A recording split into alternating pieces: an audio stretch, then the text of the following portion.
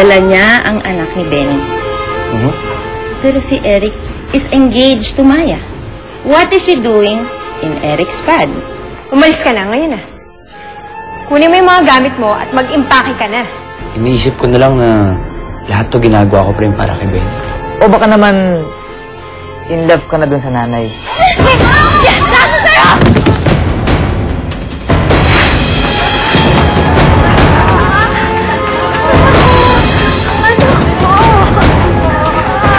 Di mo nagawa pa yung sorry mo? Ha? Eh, hindi kasi yun mangyayari kung hindi mo siya inuwi sa bahay mo. Ikaw, baby ko. Okay na yung bata. Ayaw ko may pag-usap sa'yo, Lisa. Sandali lang po. Kayo ang pumatay sa nanay ko. Lagi ninyong sinisisi sa mga resulta ng mga katangahan ninyo. Kami.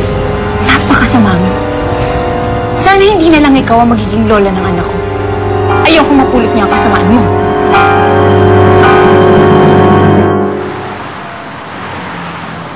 So, nag-resign na pala si Martinez. Yeah. Sino ba ang papalit sa posisyon niya bilang OIC dun sa department? Wala pa akong kinakausap. I'm thinking of talking to Eric. Baka gusto na naman niyang magtrabaho sa kumpanya natin. Besides, okay naman si Lisa rin sa facility. Well, speaking of Lisa, gusto ko lang malaman kung meron ba tayong assurance from her kasi dami nating nagastos sa kanya eh. Assurance? Yeah, kasi baka lang ilayo niya yung bata sa atin. Adsya, I know you're up to something, nararamdaman ko.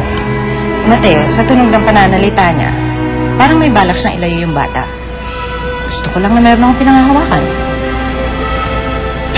Nalilito ako sa office. Halika, upo ka. Sige, sige. Nako, wala kang magiging problema sa amin dito. Mababait kami. Pati si Mrs. Luna, sobrang mabait yun.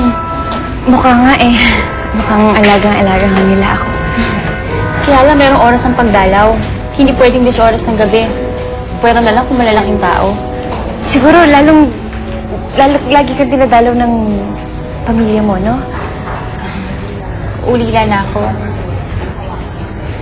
Ay, pasensya na. Hindi ko sinasadya. Ang ibig ko sabihin, yung tatay na magiging anak mo. Nako, mabalyadong tao yun eh. Baogang asawa. Pagkapanganak ko, sisibat na rin sila papuntang Tate. Kasama tong anak ko. Okay lang sa'yo, papayag ka? Wala akong magagawa. Hindi ko kayang buhayin eh. Ikaw, asan ang ama na anak mo? Wala na siya. Eh, sino yung mga Valderrama? Bakit parang galit na galit ka sa kanila? Pasensya ka na, Lisa. Nakita kasi kitang kausap yung Mrs. Valderrama. Ayoko mo nang pag-usapan. Sige, hatid na muna kita dun sa titirhan natin. Halika. Ako na magdadala ng bag mo. Ayos lang sa'yo? Sige, okay lang sa akin. Sige.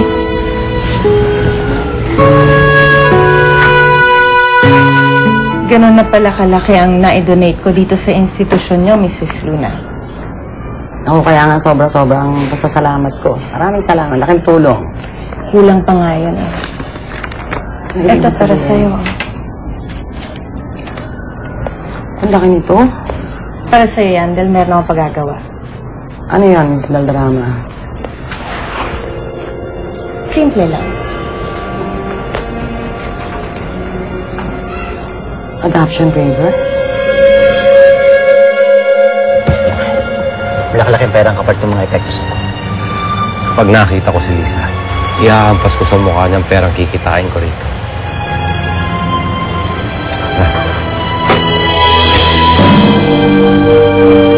Pare! Ay, polis ba?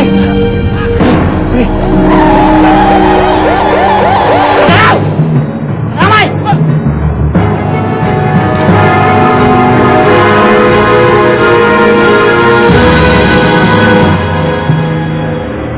Si Carlito pa rin ang iniisip ni Mirna. Kahit sa piling ng iba ito, nagpapakasaya. Subalit sa buhay na puno ng panlilinlang. Lito! Anong oras na ba? Sinabi ko pa sing antayin mo ako. Gusto sana kitang i-surprise. Alam mo namang hindi ako mahilig sa mga kabaduyan na ganyan. Magkakaalaman na ba't magkakaharapan? May pabaho ng babae to. Dapat ka bang mahalin? Pagkatapos ng Paano Ba Ang Mangarap sa drama-rama sa hapon ng GMA. Do you want to know how a new anti-dandruff shampoo can free you? Kahit ang haling tapat, wala akong dandruff. Awisan man ako, hindi makata yung ulo ko. Sa gitna ng pollution, protektado ako sa dandruff. Di ako takot gawin ng kahit ano with this kind of protection. All new Head & Shoulders Dry and Itchy Scalp Care for dandruff protection from the 4 causes that can worsen it. It's time for you to get this kind of protection. New Head & Shoulders Dry and Itchy Scalp Care. Dramang walang patid ang hatid ng Paano Ba Ang Mangarap kasama ang Head & Shoulders. Eric?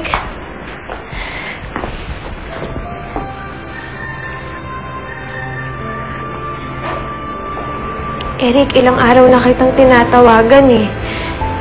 Bakit hindi mo sinasagot ang mga tawag ko sa'yo? Kung tungkol to dun sa insidente na nangyari kay Lisa, maniwala ka sa akin, hindi ko talaga sinasadya yun. At saka di ba nag-sorry na rin naman ako? Busy ako, Maya. Eric, galit ka ba? Kalimutan na natin yun. Umaasa yung pamilya ko na ikakasal tayo. Hindi sabihin mo sa kanila yung totoo. Ganun lang kasimple yun, Maya. Kahit kasi ako gusto ko sana matuloy yung kasal natin, Eric. Hindi ka ba napapagod? Dahil ako pagod na ako. Tapusin na natin ito. Eric, bakit ka ba nagkakaganyan? Dahil ba kay Lisa? Bakit parang siya na lang ang importante sa'yo? Sige, mamili ka. Ako o siya? Tuloy. Po kaya.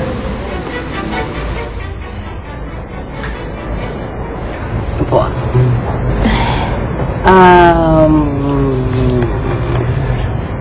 Alam mo,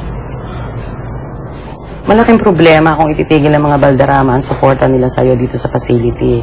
So, kinakailangang makasiguro tayo na tutupad sila sa usapan hanggang sa makapanganak ka. Ano pong ibig niyo sabihin? Meron ditong mga dokumento na pinapirmahan ko sa kanila na kailangan pirmahan mo rin.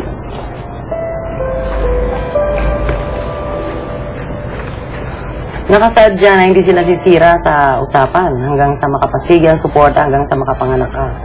Para sa inyo, ang dalawa ng inyong anak. Akala ko po si Eric ang gumagastos ng lahat. Alam po ba ito ni Eric? Kung tutusin malaki naman ang suporta ng mag-asawang Balderrama sa'yo dito sa facility So talagang kinakailangan makasiguro tayo na hindi sila sisira sa usapan sa pagsuporta sa'yo at sa magiging anak mo sa inaharap. So, pirmahan mo na. Tingnan. Pirmahan mo na. Tingnan mo. Pirmahan na, Iha.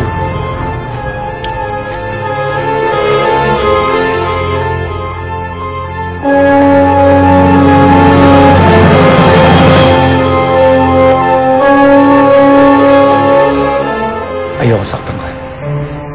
Mamili ka, sabi. Gusto mo marinig yung totoo? Oo, mamili ka.